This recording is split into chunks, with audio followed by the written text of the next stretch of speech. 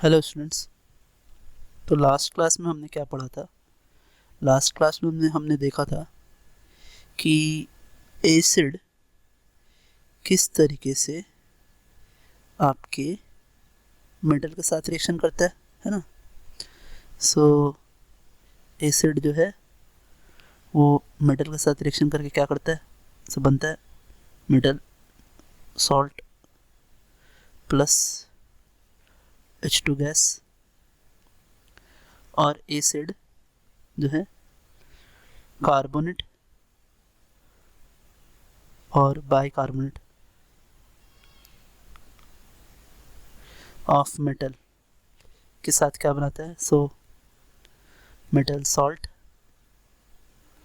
Plus H2 plus CO2 बनता है। ये कल हमने इसके एग्जांपल्स भी देखे थे। आज हम आगे पढ़ने वाले हैं क्या कि reaction of acid with base. अब देखें, जैसे एक नॉर्मल एसिड में ले रहा हूँ, जैसे HCl ले रहा हूँ मैं, और उसको मैंने बेस के साथ रिएक्शन करवा दिया। सो ये आपका क्या बन के आएगा? NaCl plus water. सो कभी भी क्या होता है कि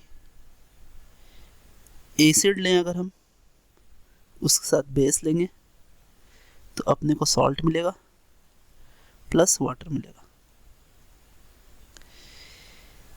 तो जैसे कुछ और एग्जांपल लेते हैं, जैसे H2SO4, साथ में हमने लिया है CaOH ट्वाइस, रिएक्शन हुआ बनेगा CaSO4 प्लस 2H2। अब अगर मान लें मैंने लिया है HNO3, साथ में लिया KOH, बनेगा KNO3 प्लस H2। ये सारे सॉल्ट एक्वस फॉर्म में होंगे। तो कई बार प्रॉब्लम क्या होती है, एक्वस कहने का मतलब होता है कि सॉल्यूशन फॉर्म, है ना। सो कई बार प्रॉब्लम होती है बच्चों को कि हम ये कैसे बताएं कि कौन सा एसिड है और कौन सा बेस है, हम पहचाने कैसे। और सॉल्ट जब कभी भी लिखेंगे तो वो होगा क्या, तो आइए मैं आपको समझाता हूँ। एक कंसेप्ट है जिसे हम बोलते हैं Arrhenius concept of acid and base. ये कंसेप्ट के हिसाब से एसिड कौन होता है, बेस कौन होता है, वो अभी हम समझेंगे। तो देखिए, वो सब्सटेंस है ना, कोई भी सब्सटेंस, उसको अगर पानी में मिक्स किया, पानी में डाला हमने, और अगर वो H प्लस आयन देता है ना, गिव्स H प्लस आयन, सो उसे हम बोलेंगे एसिड। और वो सब्सटेंस जिसे हमने पानी में डाला और वो क्या दे कि OH माइनस आयन दे, तो उसे हम बोलेंगे बेस। एग्जाम्पल देखते हैं। फॉर एग्जाम्पल हमने देखा HCl, ठीक है, पानी में डालेंगे एक्वस फॉर्म में हमें मिलेगा H plus plus Cl minus, aqueous form and aqueous form. उसी तरह हमने एक बेस लिया, मान लीजिए NaOH लिया, पानी में डाला है, क्या मिलेगा हमें? Na plus aqueous and OH minus aqueous. फिर अब अगर मान लो आप कि मैंने लिया है HNO3, पानी में डाला, क्या मिलेगा? H plus aqueous plus NO3 minus aqueous. और उसी तरह अगर यहाँ मैंने लिया है KOH, पानी में डाला, क्या बनेगा? K प्लस एक्वस और OH माइनस एक्वस।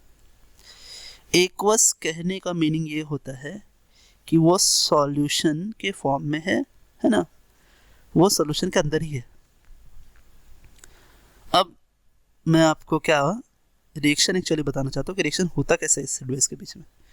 सो हमने एक रिएक्शन लिया, reaction of acid and base. देखिए, सो मैंने मान लीजिए कि मैंने लिया है HCl एक्वस लिया है प्लस NaOH एक्वस लिया है। रिएक्शन कैसे होगा ये? सो रिएक्शन में अपने को करना क्या है कि ये जो एसिड का पार्ट है इसमें दो चीज़ें, एक तो H+ है, दूसरा Cl- है। NaOH को अगर गौर से देखें तो यहाँ पे भी दो पार्ट हैं, एक Na+ है, दूसरा OH- है।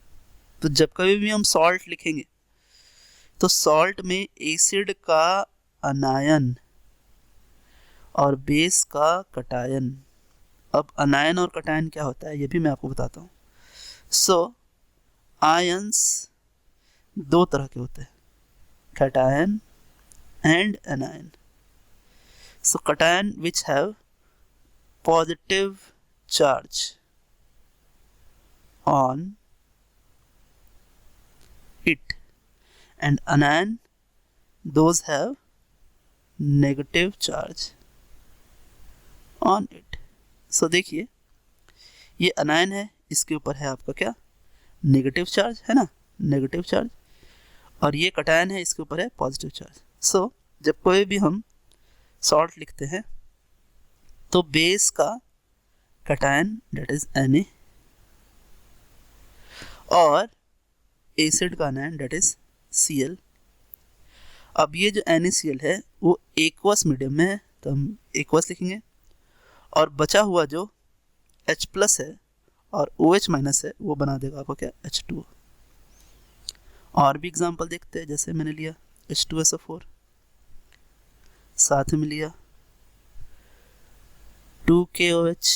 अब देखिए, सो यहाँ पर जो K है ये आपका कटायन ऑफ बेस है तो उसको पहले लिखेंगे, और यहाँ लिखेंगे K2 और अनायन का SO4, और साथ में आपका क्या बनेगा 2H2। अब कभी कभी फॉर्मेशन में अपने को प्रॉब्लम होती है कि अच्छा फॉर्मेशन हो कैसे, तो हम क्या करेंगे कि हम कुछ अनायंस के वैलेंसी याद रखेंगे। जैसे SO4 2- दो वैलेंसी होती है, Cl- एक वैलेंसी होती है, NO3- एक वैलेंसी होती है, SO3 2- दो वैलेंसी होती है, फिर PO4 3- थ्री वैलेंसी होती है। अब अगर मान लो कि आपको कोई सॉल्ट बनाना है जो कि कैल्शियम का सॉल्ट है ना, और कैल्शियम क्लोराइड बनाना है अपने को। सो हमने लिया कैल्शियम